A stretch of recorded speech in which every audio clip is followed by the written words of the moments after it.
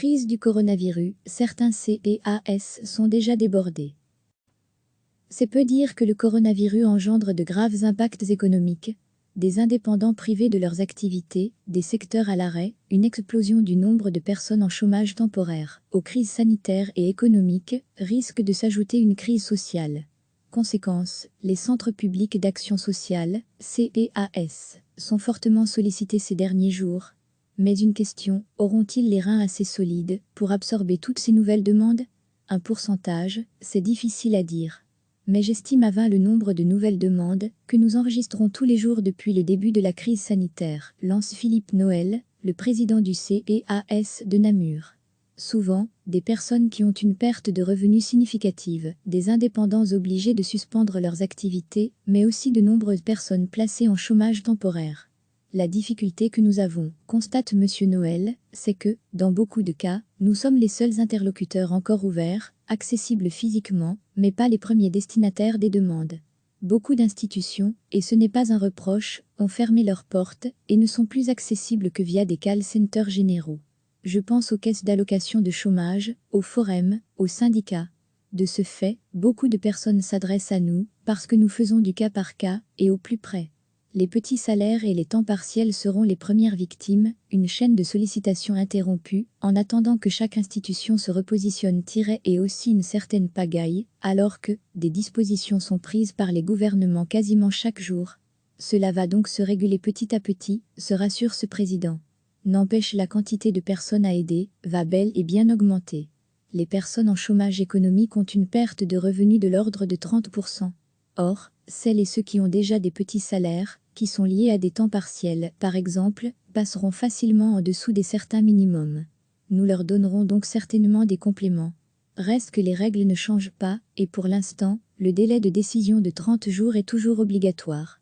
En clair, il faut constituer un dossier social complet, et sur base statuée, si oui ou non, nous pouvons apporter de l'aide.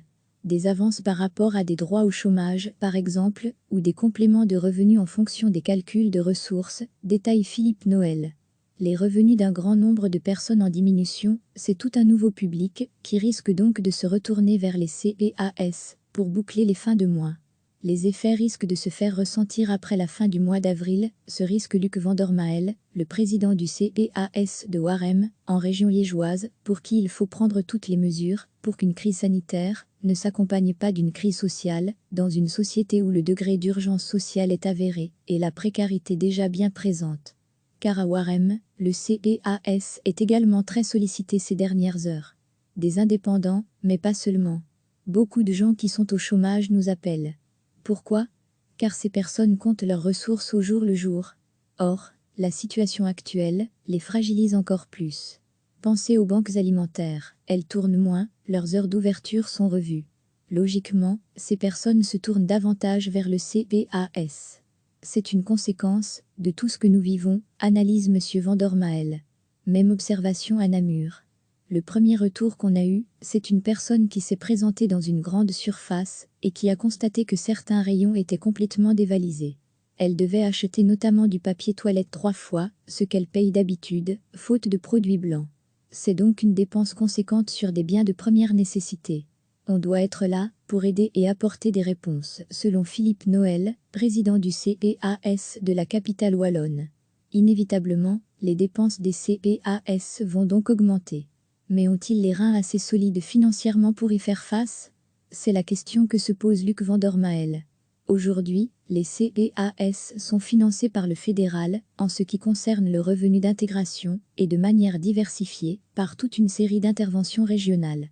Pour le reste, l'équilibre des budgets de CPAS est assuré par une intervention communale. Le risque, c'est donc de les voir se tourner vers les communes pour que cette intervention soit majorée s'il n'y a pas des compensations suffisantes des différents gouvernements. Pour les aspects relatifs aux finances, note Philippe Noël, cela fait partie des latitudes qu'on peut espérer au sortir de la crise pour ne pas que nous nous retrouvions dans une situation de faillite virtuelle des CPAS, qui sont pourtant déjà dans une situation très critique. Mais à l'heure actuelle, ma question n'est pas de savoir si le déficit va s'accentuer ou se creuser, mais d'être là, présent au quotidien pendant cette période de crise. La question de la comptabilité viendra dans un second temps. Il y a beaucoup de budget pour aider le monde économique. Il sera, à un moment donné, aussi temps qu'on aide le monde social. C'est certain, les finances des CEAS n'étaient déjà pas au beau fixe. Quelle va être la hauteur des interventions à venir ? On va le savoir dans les semaines qui viennent, mais nous sommes déjà en train de l'anticiper pour pouvoir le chiffrer et se faire aider par les pouvoirs publics, souligne Alain Vaessant, directeur général de la Fédération des CEAS de Wallonie. Comment ? En mettant en place un système de suivi permanent des personnes supplémentaires qui arrivent chez nous suite à cette crise. Cela nous permettra de présenter la facture sociale au niveau de pouvoirs compétents. Les exécutifs, qui disposent de pouvoirs spéciaux, en font-ils assez ? On voit, et ce n'est pas un reproche, qu'il y a beaucoup de budget pour aider le monde économique. Il sera, à un moment donné, aussi temps qu'on aide le monde social, répond M. Vaessant. Nous sommes sans nouvelles d'un revenu complémentaire de la part du fédéral, assène pour sa part Grégory Jacques, président de l'association des secrétaires de CEAS de la région de Bruxelles-Capitale.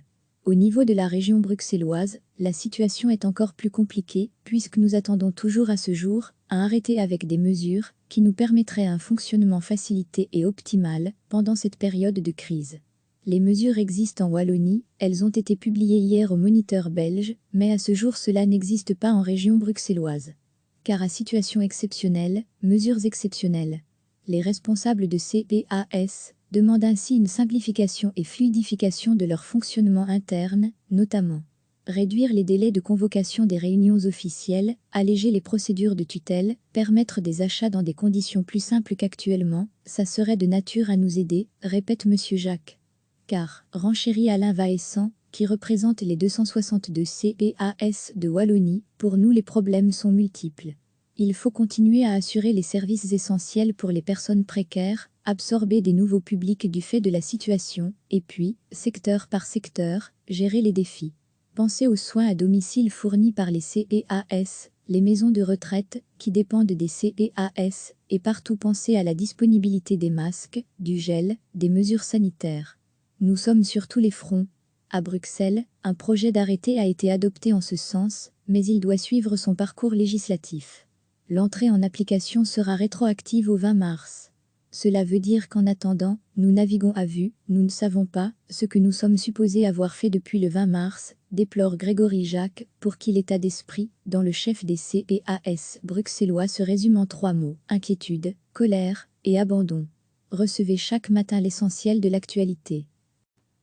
C'est peu dire que le coronavirus engendre de graves impacts économiques, des indépendants privés de leurs activités, des secteurs à l'arrêt, une explosion du nombre de personnes en chômage temporaire. Aux crises sanitaires et économiques, risque de s'ajouter une crise sociale. Conséquence, les centres publics d'action sociale, CEAS, sont fortement sollicités ces derniers jours. Mais une question, auront-ils les reins assez solides pour absorber toutes ces nouvelles demandes ? Un pourcentage, c'est difficile à dire. Mais j'estime à 20 le nombre de nouvelles demandes que nous enregistrons tous les jours depuis le début de la crise sanitaire, lance Philippe Noël, le président du CEAS de Namur. Souvent, des personnes qui ont une perte de revenus significative, des indépendants obligés de suspendre leurs activités, mais aussi de nombreuses personnes placées en chômage temporaire. La difficulté que nous avons, constate M. Noël, c'est que, dans beaucoup de cas, nous sommes les seuls interlocuteurs encore ouverts, accessibles physiquement, mais pas les premiers destinataires des demandes. Beaucoup d'institutions, et ce n'est pas un reproche, ont fermé leurs portes et ne sont plus accessibles que via des call centers généraux. Je pense aux caisses d'allocation de chômage, aux forums, aux syndicats. De ce fait, beaucoup de personnes s'adressent à nous, parce que nous faisons du cas par cas et au plus près. Les petits salaires et les temps partiels seront les premières victimes, une chaîne de sollicitations interrompue, en attendant que chaque institution se repositionne et aussi une certaine pagaille, alors que des dispositions sont prises par les gouvernements quasiment chaque jour. Cela va donc se réguler petit à petit, se rassure ce président. N'empêche, la quantité de personnes à aider va bel et bien augmenter. Les personnes en chômage économique ont une perte de revenus de l'ordre de 30%. Or, celles et ceux qui ont déjà des petits salaires, qui sont liés à des temps partiels, par exemple, passeront facilement en dessous des certains minimums. Nous leur donnerons donc certainement des compléments. Reste que les règles ne changent pas, et pour l'instant, le délai de décision de 30 jours est toujours obligatoire. En clair, il faut constituer un dossier social complet, et sur base statuée, si oui ou non, nous pouvons apporter de l'aide. des avances par rapport à des droits au chômage, par exemple, ou des compléments de revenus en fonction des calculs de ressources, détaille Philippe Noël. Les revenus d'un grand nombre de personnes en diminution, c'est tout un nouveau public qui risque donc de se retourner vers les CEAS pour boucler les fins de mois. Les effets risquent de se faire ressentir après la fin du mois d'avril, se risque Luc Vandermael, le président du CEAS de Warem, en région liégeoise, pour qui il faut prendre toutes les mesures pour qu'une crise sanitaire ne s'accompagne pas d'une crise sociale, dans une société où le degré d'urgence sociale est avéré et la précarité déjà bien présente. Car à Warem, le CEAS est également très sollicité ces dernières heures. Des indépendants, mais pas seulement. Beaucoup de gens qui sont au chômage nous appellent. Pourquoi? Car ces personnes comptent leurs ressources au jour le jour. Or, la situation actuelle les fragilise encore plus. Pensez aux banques alimentaires, elles tournent moins, leurs heures d'ouverture sont revues. Logiquement, ces personnes se tournent davantage vers le CEAS. C'est une conséquence de tout ce que nous vivons, analyse M. Vandermael. Même observation à Namur. Le premier retour qu'on a eu, c'est une personne qui s'est présentée dans une grande surface et qui a constaté que certains rayons étaient complètement dévalisés. Elle devait acheter notamment du papier toilette 3 fois, ce qu'elle paye d'habitude, faute de produits blancs. C'est donc une dépense conséquente sur des biens de première nécessité. On doit être là pour aider et apporter des réponses, selon Philippe Noël, président du CEAS de la capitale wallonne. Inévitablement, les dépenses des CEAS vont donc augmenter. Mais ont-ils les reins assez solides financièrement pour y faire face?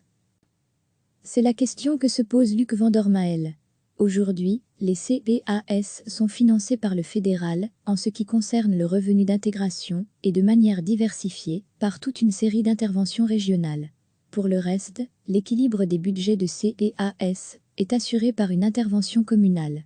Le risque, c'est donc de les voir se tourner vers les communes pour que cette intervention soit majorée s'il n'y a pas des compensations suffisantes des différents gouvernements.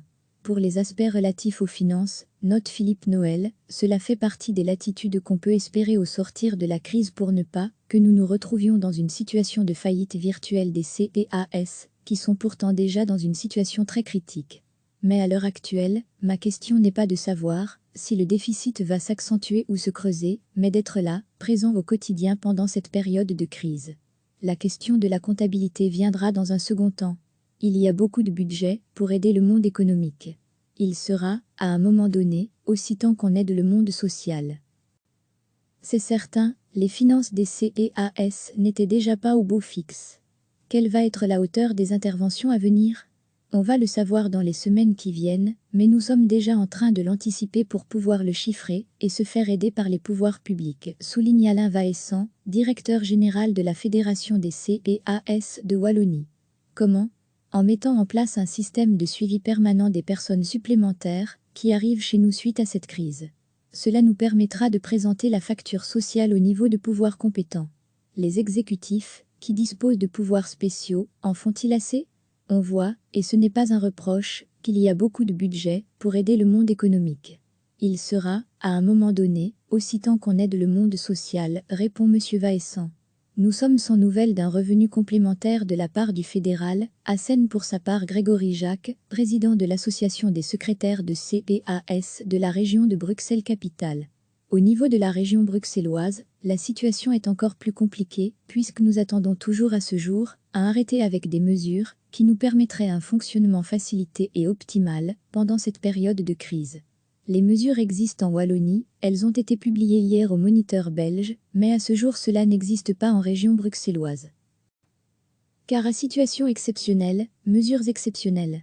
Les responsables de CEAS demandent ainsi une simplification et fluidification de leur fonctionnement interne, notamment réduire les délais de convocation des réunions officielles, alléger les procédures de tutelle, permettre des achats dans des conditions plus simples qu'actuellement, ça serait de nature à nous aider, répète M. Jacques. Car, renchérit Alain Vaessan, qui représente les 262 CEAS de Wallonie, pour nous les problèmes sont multiples. Il faut continuer à assurer les services essentiels pour les personnes précaires, absorber des nouveaux publics du fait de la situation, et puis, secteur par secteur, gérer les défis.